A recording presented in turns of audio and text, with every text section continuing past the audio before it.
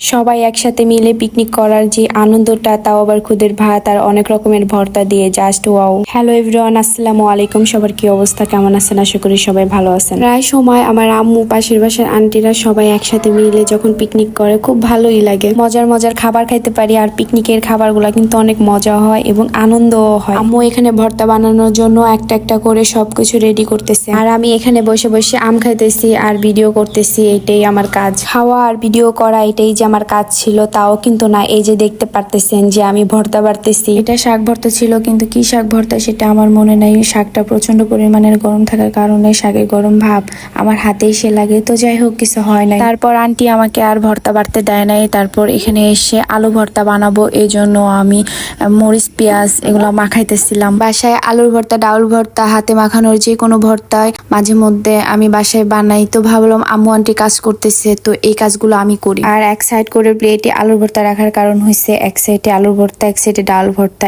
এই কারণে এইভাবে রাখছি। আর এই তো আম্মু কিন্তু এখানে সব রান্না বান্না করতেছে, আর আজকে সব রান্না বান্না কিন্তু মাটির চুলাই হয়েছে। আর এখানে দাদি ভর্তা বেটে দিচ্ছে, আন্টি সব কটা ভর্তা বানাইছে, আর দুইটা ভর্তা বাকি ছিল।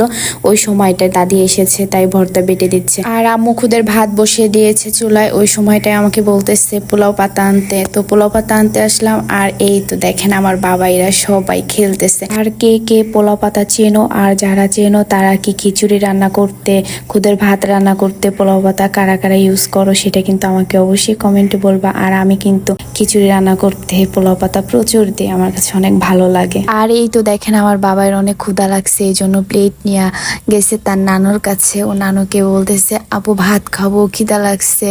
ও সরি, আমার বাবা এভাবে বলে, আপু ভাত খামো, খিদা লাগছে, ভাত খামো, আমি ভাত খামো, খিদা লাগছে।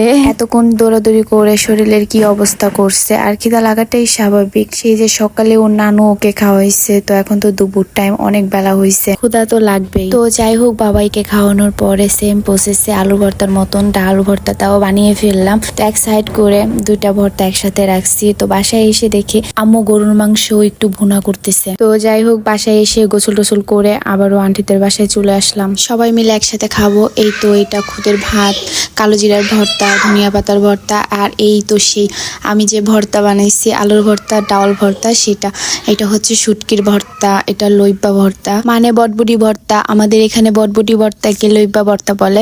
আর তোমরা কি বলো বটবুটি ভর্তাকে, সেটা অবশ্যই কিন্তু কমেন্টে বলবা। আর এই তো আমার আন্টি, আর মানে আমার বৌমা, আর এটা হচ্ছে আমার মামাতো ভাই, আর আমার মামিও কিন্তু আসছে। তো আমি ভিডিওতে নেই নে। আর ওই তো পিছনে দেখা গেছে আমার বাবাই গাড়ি চালাতেছিল।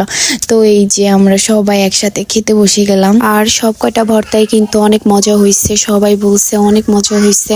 আর বাসায় তো সবসময় মাছ মাংস শাক সবজি এটা সেটা ভালো মন্দ খাওয়াই হয়, কিন্তু ভর্তা কিন্তু সবসময় খাওয়া হয় না, কারণ ভর্তা বাড়তে অনেক কষ্ট আর খাইতেও অনেক ভালো লাগে। তারপরেও আম্মু ঘরে ভর্তা বানায় মাঝে মধ্যে, আর আমি ভর্তা এত পছন্দ করি না, কিন্তু ঝাল কম হইলে মজা হইলে খাই। এই বৌমা, ভর্তা কেমন হইছে? হইছে, মজা হইছে। আমি শাশুড়ি এমনি ভর্তা বানায় খাওয়াই, আমি ডাল ভর্তা আর আলু ভর্তাটা বানাইছি, আর কিছু বানাই নাই। মজা হইছে সবটি ভর্তাই। শাশুড়ি দোয়া কইরা দিলাম, বাচ্চা থাকো। আর একটু দোয়া কর ভালো করে।